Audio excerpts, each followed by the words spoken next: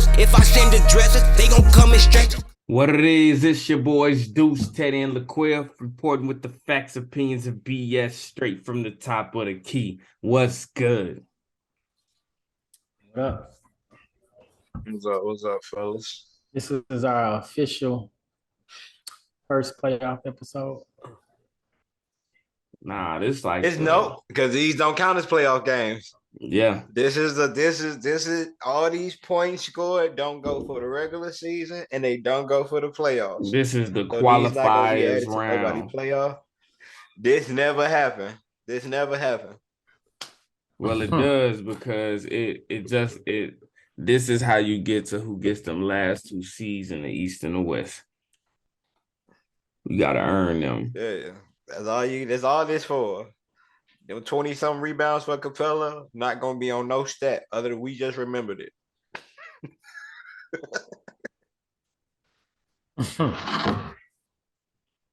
Well, let's get into this play-in tournament. Let's talk about this Utah Jazz, how they decided to suspend Rudy Gobert for sucker punching slow-mo. Bullshit. Why you say that? Oh, my bad. You got it, Quill. For Bullshit.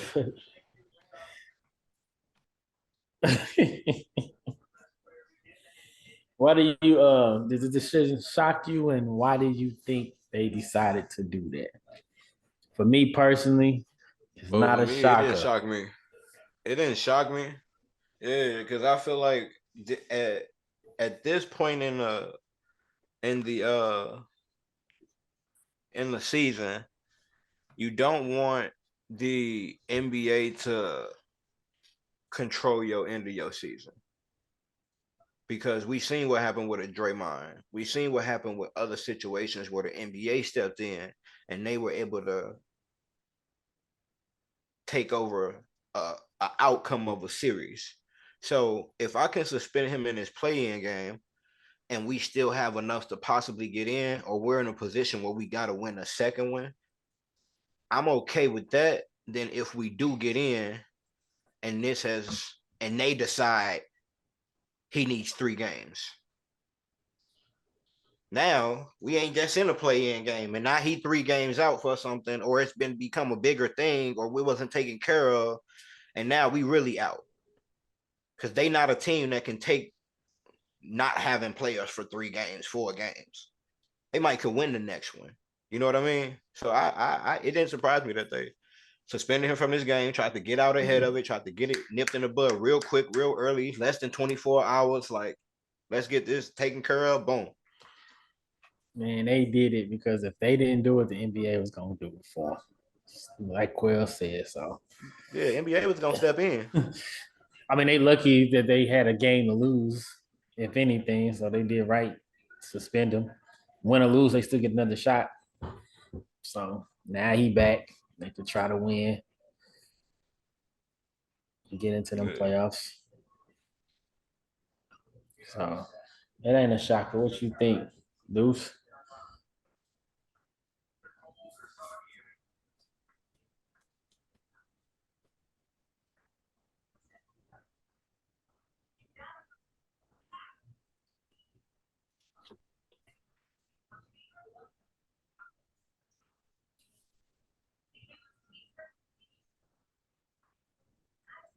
I can't hear you. My bad. So my bad. So I wasn't shocked by it. I was disappointed in their decision. You know, and it wasn't even their decision. It was pretty much the GM's decision to handle business, and it makes sense why they did it. However, I was disappointed in it because of where it is. I mean, really can't really be disappointed in them for doing what they were supposed to do. Is really, Rudy Gobert. Why did you do what you did? However, seeing that they suspended him, I just feel like everything for the Lakers are falling into place. That's my biggest thing. Everything for the Lakers are falling into place. That's all you worried about. That's really it. If you think about from the moment we said, when we really came together and said whether we thought the Lakers were going to make it or not, everything fell in place for the Lakers. And the Lakers got to capitalize on that, in which they almost didn't. But to me, shock, no. Why did they do it? Because they had to keep the NBA from getting involved. But most important, they had to send a message. Because the Warriors didn't suspend Draymond. Draymond stepped away, and we had time for Draymond to step away for a week or two prior to the season starting. Right? If they didn't have time, they had to do something before. Because if the NBA stepped in and they suspended for 2 games, then you screwed. So why they do it? Because they most likely felt like they could win the game, but it's like we could lose the game. We could lose the game. And we got another game. So we'll have him for that second game in which we'll need him for. And I think had he played last night, maybe they win. I was about to say, it's not many games where I feel Rudy Gobert would have made a major difference, but I honestly feel in that game last night, he probably would have made a difference. We'll talk about it later, but yeah. So that's why I was disappointed, but I can't ultimately be disappointed at you for holding him accountable. And I was disappointed in the time and the situation, but fuck the time and the situation. I'm disappointed in you, Rudy Gobert. I don't give a damn when the time was. You just don't do stuff like that. Right. Yeah, he shouldn't have punched his teammate. That's the thing. He shouldn't have just randomly punched his teammate because he's telling him you got to get back on defense. That's the only thing you're here for. Bro, like I'll be like, bro, like you ain't here for you ain't putting up 20. Like, hey, word on the street is he punched Kyle Anderson because he told him they were arguing, and Kyle Anderson said, "What? I'm faster than you." And then he punched him because he's offended. Said, "Faster than me? You weren't fast enough to dodge that bitch." Right. That's weird. And but weird. You know what I think, cheesy? Anytime people got the opportunity, they brought up the Jordan Poole, Draymond Green. I'm like, all right, we 70-something games into the season. Like, why are we even talking about that? And it wasn't even like anything prompted. It was just like, to rehash it. Yeah, Jordan Poole looks good. You know, after getting punched in the beginning of the season, didn't know what to expect. Like, what? What? Like, come on. So, and now, of course, time be flying, boy. All his basketball rings out. Now they definitely not gonna leave it alone because with this, we started the season with a punch and ended it with a knockout. Right, now let's leave it alone. All right, Teddy, you got it. All right, now to the next topic. We're talking about strategic moves in the play-in. Do you believe that teams do that? So anybody with a brain knows it's really just playing for the 7th seed game. They're really the only ones that can afford to do a strategic move because the other team, if you lose, you out. You can't afford to lose. You can't throw a game. You got to win. So basically, if you're fighting for the 7th seed, so what's that, the 7th and 8th? Yeah. The 7th and 8th game. There's a lot of strategic to go in there because you got to wonder, do you want to play the 1st or do you want to play the 2nd seed going into the playoffs? For example, the Lakers and the Timberwolves, winner of their game automatically get to play the Nuggets or the Grizzlies. So you thinking that since the Lakers won that game, you think they wanted to see the Grizzlies compared to the Nuggets? Yeah, you're right, the Grizzlies. Yeah. So when I look at it, I do think, because when I was watching that game, I was thinking, like, they pay attention to the journey to the peak. They pay attention to the journey to the peak. So that's why, me personally, I think the Heat, they were willing to lose that game to the Hawks. I think they were willing to lose. Now, was it intentional? I don't know if they went in and was like, we just not gonna worry about winning this game. But it didn't look like the Heat showed up for war. The Hawks looked like they showed up for battle, but it didn't. I mean, the Hawks got 60-something rebounds, and the Heat got like 30. Like, the Hawks beat the shit out of the Heat on the damn boards. I didn't see them boys geared for battle. So when I look at that, it's like, why would you do that? Well, if I get the 7th seed, I gotta go against the Celtics. Celtics made it to the finals. The finals last year. Do I want smoke with the Celtics?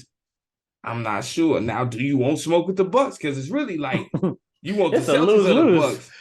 However, a team may feel more comfortable going against a Giannis and company versus going against a Batman and Robin and company. So I feel like, potentially the Heat, like, hey, if we win this one, we win it. If we lose, it is what it is. We're going to go in and secure this 8 seed. But with the with the way the Heat been playing all year, ain't no guarantee that they're going to win that game. I feel like the strategic more so is on the west side with the Lakers and the Timberwolves, because we know that the Grizzlies are struggling down low because all their players is gone. Yeah, they struggling down low with everybody being out, and that gives Anthony Davis reign to do whatever he wants. You know what I mean? It's a better matchup. Yeah. Because we rather see Anthony Davis go off against a third string than Anthony Davis try to go up against Jokic, Mr. Possibly 3-time MVP. So, yeah, in that sense, it's definitely strategic. I see them pulling out all the cards, making sure they do whatever they can to win that game. LeBron giving us everything he can with his 30, 10, and 6 or whatever, trying to make sure they win that game. But on the West, on the East, I don't know if really is strategic, because it's a lose-lose. It don't matter who you playing. Whoever come out of that play-in, the play-in is. I feel like the play-in tournament on the East is just obsolete, because you're going to lose to the Celtics or the Lakers. Yeah, whoever but you may still look at that matchup and say, which one would I prefer? Which one do we have a better you could do that with any team, but you're not winning. Yeah. We all know none of those teams in the bottom 4 stands a chance against the Celtics or the Bucks. They're going to lose, whoever it is that's coming out of the East. Unless if the Magic was in the bottom 4 going against the Celtics, they could beat the Celtics. Yeah, right, positive, but they're not in there. So it don't matter if it's the Hawks, the Heat. It just don't. It don't matter. You're losing to the Bucks in 7. You're losing to the Celtics in 7. It's not looking pretty. It's not going to be close. Whoever sees it they're going out in 5 games at most, and I'm willing to bet on it. So, yeah, because you do got room to bet, because your Mavs ain't in there. Got to do something. Pick a team. You can pick 2 teams now. I'm picking 5 teams, as long as it ain't 4 teams. You can pick I pick all the teams except for y'all. Anybody but the Warriors. Pretty much. Yeah, he said, pick me. I lock his ass up. Pretty much. So that's my 2 cents on the situation. Yeah, I think that strategy on the West was smart, because you ain't got to go through Steven Adams and you, of course. I would bet on Ja not being Ja 7 games more than I would bet on Jokic not putting up a triple. I think Jokic is gonna do that for 7 games in the playoffs. Ja might give you 4, and if he get in, because he's not a every night 40 night. Jokic can give you a triple. I feel like they got. I'm not gonna say they have an answer for Ja, but they got bodies for Ja. We really ain't got nothing for Jokic. Jokic is gonna have his way. And where the Lakers like to score from? LeBron going downhill to the rim. Anthony Davis putbacks and stuff into the rim. Vanderbilt mainly score from attacking the basket. Even Austin Reeves get to the rim, get fouls. That's all they stuff going to where Steven Adams and Jaren Jackson supposed to be. So they got Jaren Jackson, lead 2nd in the league in most blocks all year, but it's like he gonna be in foul trouble. He got a guard. Yeah, and then your other next is Tillman. He 6'9". I mean, he's 6'9", but he's 6'9". The plus to Tillman is he out there for one reason. That's to be a defensive presence. So yeah. So hey, Tillman, you pick up all them Jackson fouls. You get in foul trouble. But you gotta be smart with getting in foul trouble. Once he go out, it's really nothing left. Because now you're playing practice people down there. I mean, they got but the thing about the Warriors. Adama. I mean, not the Warriors. Because the Lakers play 8 strong and 2 of the ones that come off the bench are guards, it's going to be hard for Memphis to stay out of foul trouble. You got Schroeder, Russell, Malik, Reeves, all of them. If you just keep attacking, they only got Baines, Dillon, and Ja. No. So they gonna get it foul. They got Jones. They got you keep attacking. They got and they got you keep disrespecting. That's cool, but if you disrespecting my mans though, make Tyus beat us. Yeah, but make Tyus beat us. Make Tyus beat us. Make Baines beat us. Because if What's we his keep name? attacking y'all 2 stars, if we keep attacking y'all guards and y'all get in foul trouble, because John known to get 2 or 3 fouls early in the What's first. Grayson Allen Jr. I name? mean, He in the came first from the half. Clippers. From the Clippers. Luke Kennard. Yeah. And he been balling too. Luke Kennard been coming off the bench balling. But now you got Baines shooting, you got Baines out shooting, you got Luke Kennard out shooting. Dylan Brooks, he will shoot it, and Morant will shoot it. They ain't got a lot of shooting. Nah, but they got one. They got an efficient Jaren shooter. Jackson can hit it. Yeah, Luke. I mean, Adama be coming in. He be shooting. They got people that. Yeah, so when I look at they match up as the Lakers, when I look at it's like I would rather go against them. Yeah. You know what I'm saying? I could offset them. Yeah. I don't believe they gonna beat me 7. You know what I'm saying? Every game, Baines gonna give me 20 every night, 25 every night. I don't believe it. You know what I'm saying? He might can. He should. But Jaren Jackson gonna give me 15 and 8, 15 and 10 every night. Jaren Jackson got to outplay AD every night. I don't believe it. You know what I'm saying? If I'm the Lakers, I'm gonna take my bet on that. Most definitely. Jokic might outplay AD a couple nights. That's not even really though. AD look like a little boy. Well, I'm saying that ain't much strategic to it at all. It's pretty simple. Like we know straight up. That's what we got to do. This strategic. We're gonna go out like you seen LeBron in that game. LeBron looked gassed. LeBron looked like he wanted to come out the game, but the strategy behind it is I'm gonna get my all this game because I don't want to play another game before the playoffs. I want that team, so I'm gonna give everything this game to make sure we win. And if you notice, he was letting AD score up to a certain point on the breaks where normally Brian get out and try to dominate the break. He threw it to AD and was trailing behind AD. He could have outran AD. I mean, AD ain't look like he's going to pass the ball, but AD wouldn't score. So, yeah, but while we talking about that, let's go on and get into these recaps. The 3 games that's already been solved. Let's go and get into these recaps with the first one being the Hawks versus the Heat. So we said when we look at this game, the grades we gave to this game was Quell said a B+, I said B+, said he said a C. And then we all picked the Heat to win. The Heat lost by 11. So when we're looking at this game, after did either of you watch that game? Did you watch that game, Quell? You did? What grade would you give that game? After watching it, what grade? Because you originally gave it a B+. What would you say it? After watching it, that game was A+. A+. That was a good game. I give it an A-. A+. I give it an A- because you've seen some downsides to it, but it was better than my original rating. We see that the Hawks beat the Heat by 11, and when I was reviewing the box score, I see that the Heat performed horribly at the free throw line. Was it the Heat? No, the Hawks. No, the Hawks performed horribly at the free throw line. They missed 11 free throws, and the Hawks still beat them by 11. So the Hawks was giving them an opportunity to come back and win, but the one thing they couldn't overcome is the Hawks had 63 rebounds, where the Heat only had 39 rebounds. They damn near got out-rebounded by 30. And that's pretty much what's played Kevin Love 3 minutes. I was so looking at that like Kevin Love was coming off. He was a starter when he got there.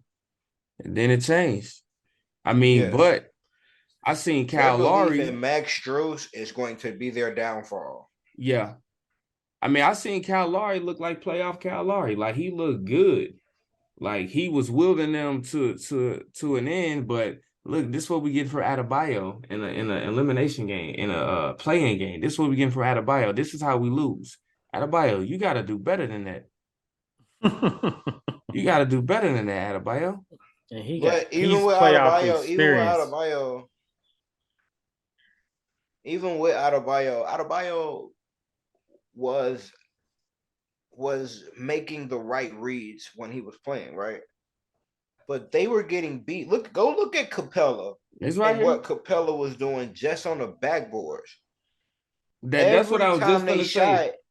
they got the switch. They got the switch where Adebayo was out having to guard Trey or having to guard somebody on the wing. It's like, why are y'all switching everything? Exactly. Don't switch. You can't do that. Because at Adebayo, if you're gonna give me just 12, it's like Jimmy Butler, you I need can rebounds fight like through this. this They thin scared man. of his shot. You let Trey You Young gotta down switch there. because You let Trey Young get as many rebounds as you, Adebayo. yeah. Well, when they scared of his Bro, range, that's what I'm saying, bro. when you scared of his range, at some they're point gonna you gotta switch. be like, bro, just stick with your man, bro. They switching because they scared of his range. Or put Kevin Love in. Like I said, I don't know why they ain't play him. What's his name? Cody Zeller in for like 3 or 4 minutes. Because Cody Zeller was balling out. He had that career game versus the Mavericks. So listen, they looking at that. I'm taking Kevin. I'm just telling you. I don't know why they ain't play Kevin. Undersized. They look undermanned because it wasn't just like we look at Capella, but if you go actually look at the game, Anuaku dominated in the paint too. It wasn't just John Collins. Both of they bigs, from blocks to deflections to attempted block shots, even the shots they didn't get their hands on, just jumping up and attempting to block your shot, making you alter your shot. It was one of them, Capella or Anuaku, every shot time, I'm pretty sure they could have played Oladipo more. But I'm pretty sure they could have used Udonis Haslem. They could have used him. He would have got out there and did they could have used some. They belief in Max is beyond me. Yeah. Like he cool, but he shouldn't be your starter. He shouldn't play that many minutes. I mean, you paying Duncan Robinson, you should believe in him. Let's talk about it. All right, so for the next game. That dude got 90 million sitting on the bench doing nothing. Hey, that's a cool 90 mil. I'll take it. Next game, we got the Lakers versus the Timberwolves. Let me look and see. For that game, we rated it, and we all gave it an A. After watching that game, if you watched it, what grade would you assign to that game after watching it? I give it an A+. I give it an A+. And it was a nail biter, and I had to bite my tongue earlier in the episode to keep from talking about it. I really enjoyed seeing Cat versus AD because it was the battle of wits. And I remember telling you all when we talking about the top, 5 bigs in the league, and I was like, we can't slight Cat because he been out all season. We know what Cat is capable of. And when I seen AD do that drop spin and that fadeaway jump shot, and Cat responded with something similar, I said, okay. And Cat was going down the court. He can't guard me. I said, okay, talk that talk. Wildcat versus Wildcat. That's what UK is, the Wildcats, right? Yeah. Yeah. So Wildcat versus Wildcat. That was nice. 1 year. I think they was the next year after each other. Yeah, so when you look at it, Carl Anthony gave 24. Willie Cauley-Stein. Yeah, 24 points, 11 rebounds, 5 assists, 3 blocks, only 2 turnovers, and he was 8 for 12 from the field, 6 for 6 from the free throw, 2 for 4 from the three-pointer.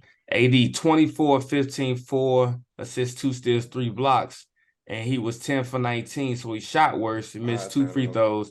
That right there, look, they both had a good game that game. I think this came down to Anthony Edwards looked like a little boy. Anthony Edwards having a shitty game. He looked, because I remember saying that Michael Conley was a bad pickup. He looked scared. I remember saying Michael Conley was a bad pickup. I wanted to call you. And it wasn't to slight him. It was basically saying what you lost and how I just didn't – everything that you lost from the beginning of the season to that mid-season trade, I didn't see Michael Conley offsetting that, and I still don't believe that, because if they had Jared Vanderbilt, they will be good because little dumb nuts that broke his hand, oh, we don't need you. We got Jared Vanderbilt. You know what I'm saying? So it wasn't no slight to Michael Conley. He's a quality veteran, and he showed up. But like we were saying, Anthony Edwards looked like a little boy out there. I remember us saying that this is Ant's team. Carl Anthony needs to understand that. No, that's Cat's team. If you look at it last night, Cat was get me that rock. Let me do this. I just seen Ant just hoisting up threes, 3 for 17, 0 for 9. You, bro, and when I seen you attack the basket, you attacked the back. Like, come on, what is this? Come on, Ant. Like, I appreciate you doing other stuff, 8 rebounds, 5 assists, 1 steal, 3 blocks. However, you cannot be horrendous absent on offense. You can't be absent on offense with your scoring, because if you backed up Cat like LeBron backed up AD, y'all win this game. Y'all lost by 6. Y'all win this game. Because if you look at it, Ant should have been the leading scorer, and Cat should have been backing him up, just like LeBron was the leading scorer, and Anthony Davis was backing him up. It should have been because if that happens, y'all win by the 15 shots. He got up all them shots. Mm-hmm. Yeah, just shooting brick after brick after brick. If you would have watched the game, if you was watching the game, bro, if you were watching the game, he was settling he was scared, bro. Yeah, I'm gonna call it what it is. I ain't never think Ant, because he always seemed like he wanted them, like, bro, you know what I'm saying? Like, fuck y'all niggas. Nah, them lights look big. Them lights look bright last night. He wasn't even going. You know how tonight, look at Zach Lavine tonight. So the way Zach Lavine played tonight was how Ant was supposed to play. I'm gonna tell you what you saw. I'm gonna tell you what you saw out there. You saw Bambi. That's what you saw. A fresh little deer in headlights. You saw Bambi. So, and what I will say, if you had McDaniels, potentially you win. Because what you also got to pay attention to, how the coach had to strategically rotate them bigs, because you really ain't have any bigs. You don't have any bigs coming off the bench. You got Naz Reid, y'all have him, y'all win. I'm a strong believer in that. You got Naz Reid, you cool. You got Rudy Gobert, you cool. But you lost Naz Reid, Rudy Gobert, and McDaniels, who could potentially play your 4. If you want to be extra small, he can run your 5. But you had all 3 of your bigs on the court at the same time. Huh? You had Kyle Anderson, Cat, and you had Taurean Prince all out there at the same time. So you had to rotate them appropriately, and you could tell when Cat went on the floor, that's when the Lakers would do their thing. When Cat wasn't on the floor. So I think them not having them pieces definitely hurt them, especially when the supposed Batman was a no-show. Gotham City was left in ruins. Anything to add to that? What that was? Like, I ain't never seen it, bro. I ain't never seen Ant look like that. He gonna have to do better, or they're not getting in the playoffs. You're not built for this right now. And I felt like, I'm like, all right, we're finally going to get this Timberwolves Grizzlies. You know what I'm saying? I want to see this Timberwolves Grizzlies matchup. Them young athletic teams go at it, and then they lost. And I said, fudge. All right, so the last one, you had the Bulls and the Raptors play tonight. Originally, I gave that game an A. Quill gave that game an A-. Teddy gave that game a C. After watching that game, what grade do you assign? A+. I'm gonna say that game was an A+. It came down to it. Teddy, did you watch it? No, but I saw the highlights, and much better game than I gave it a grade for. I knew that was going to be a good game, because you got the Bulls, who have offensive power, and Vucevic, DeMar DeRozan, and Zach Lavine. But then you got the top to bottom defense in the Raptors, who they know how to score the ball. You know, so it's not just a defensive team who doesn't know how to score. They know how to score the ball. And we witnessed a great game. The Raptors weren't able to close out the game, unfortunately, and they allowed Zach Lavine to get going. Where DeMar DeRozan was frustrated, ripping the towels on the sideline, Zach Lavine was on that floor. He was going. And then you got the Raptors missing these free throws, and they credit those misses to DeMar DeRozan's daughter, who had that high-pitched screech on that side of the court every time they was at the free throw line. And you seen her, if you watch the game, you will see her putting in work when she was yelling at them. And guess what? The Raptors went 18 of 36 from the free throw line. 50% as a team from the free throw line. Not 50% because you was 2 for 4, 4 for 8. You 50%, you shot 36. Y'all lost the game by 4. If y'all would have just made 20. That's DeMar DeRozan's daughter. That's what I said. That's what I said. They credited her high-pitched screech. I remember hearing it the first time. And I was like, what? I remember hearing it the first time, and then dude missed. I was like, what is that? And then they finally like started highlighting it. That's what she was doing. And they kept missing when she did it. I was like, oh yeah, she on the song. You gotta know that's what it came down to. Bro. The Raptors beat them on the 3-point battle, 11 for 31. The Bulls were a measly 7 for 26. The Raptors smashed them on the boards 50 to 26. The Raptors had more assists, 23. They had 20. The Raptors had less steals, 5 for 9, but they had 5 blocks. The other team had 10 blocks. So that's where they lost that battle. And then the turnover battle, the Raptors had 14. They only had 10. But all the offensive stuff, they were beating the Raptors and all the offensive stuff. So that free throw line, that's what really killed them. Zach Lavine gave you a 39 piece, huh? 39. So yeah, and then that's what killed them too. But that's what I'm saying. That's what Ant should have been doing. Yeah. Ant wasn't coming for the ball. Ant wasn't coming around trying to get the ball and trying to make something happen. He was letting his team do something. And then if y'all threw it to me with 4 seconds left, I'd do a cross, shoot a 3. I'd do a jab, shoot a 3. But y'all go ahead and y'all do it. I'm gonna sit over here in the corner. No, Zach was going to go get it. Yeah. I ain't know Zach had that in him like that. He became one of my favorite players tonight. Yeah. I seen something different in him tonight. But so we talked about the grades. We go back to the Hawks winning. They secure the 7th seed, and now they face the Celtics in the first round. Do you think they're able and ready to compete with the Celtics on any level? Not even close.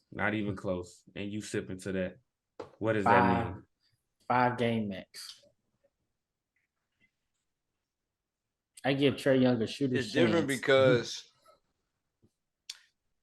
the way, I'm about to say it's different because they're gonna shorten their lineup so we don't have to see all the Celtics, right?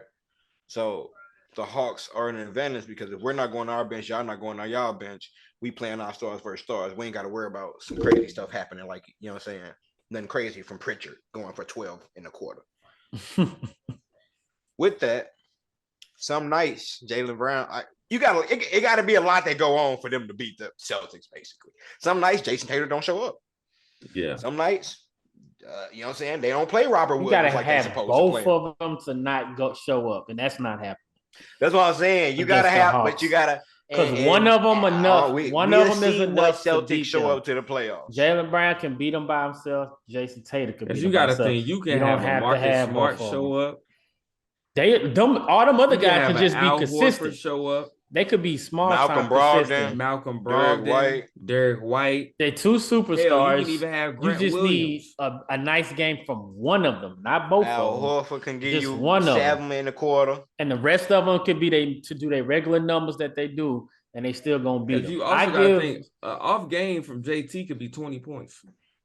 Yeah, it could be 20 points, 4 and 4 or something like that. But that's still enough. But I'm saying 20 points. A lot they got to go on. If he was 5 for 20, he gave you 20, and you got to know all them other pieces are giving you production as well.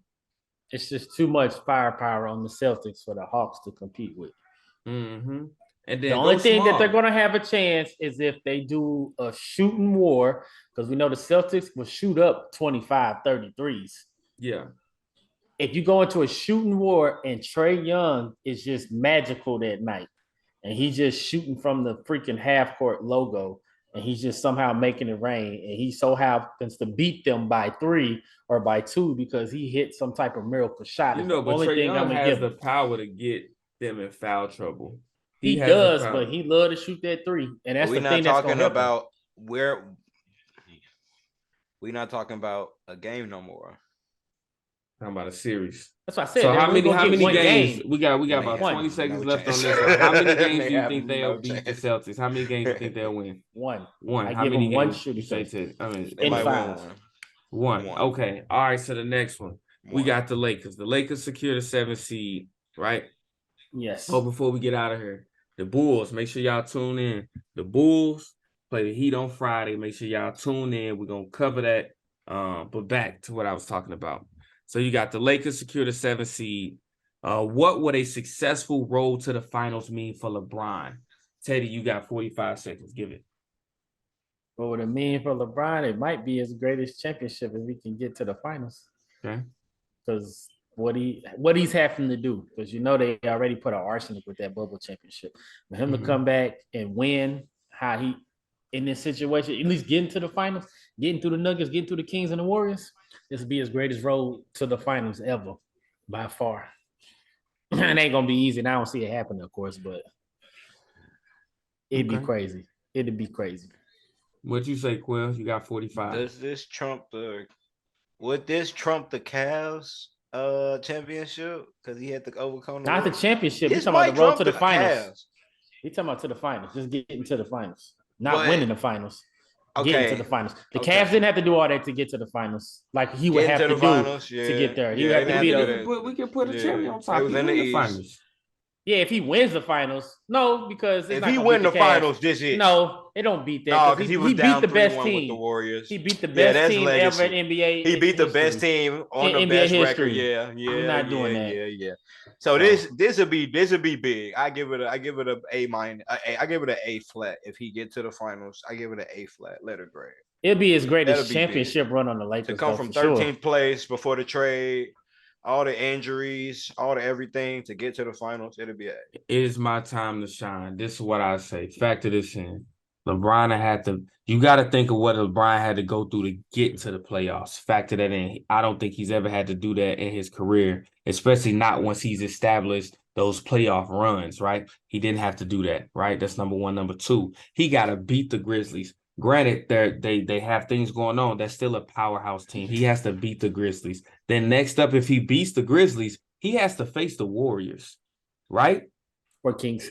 He has to face the Warriors, right? He has to face the Warriors. He beats them. Or Kings. And then he would have to face 9 times out of 10 the Clippers, the Nuggets, or the Suns, right? So if he beats, those are all 3 tough challenges, legitimate teams. He's never did that in the West. I mean, in the East, where he had to go through all 3 like tough ass teams. He would have to go through 3 powerhouse teams, and then let's say if he wins, this will be his greatest playoff performance ever. He's never had to do, because at every single stage he had somebody that should have eliminated them. This would be and I think to knock the Warriors out if he gets that chance. Bam, that's the cherry on top, because Steph Curry he'd be the first, and Steph Curry has been the Lone Ranger. The Warriors have been the Lone Ranger who has been dominating during the LeBron James era. Hope you pack shit up with God, cause we gon' bless you. Let it burn, you gon' get it back. These just my confession. Stay in traffic, can't get picked off like no shit and duck. Keep one in the tuck. Wife be mad, but bet she still gon' fuck. Don't speak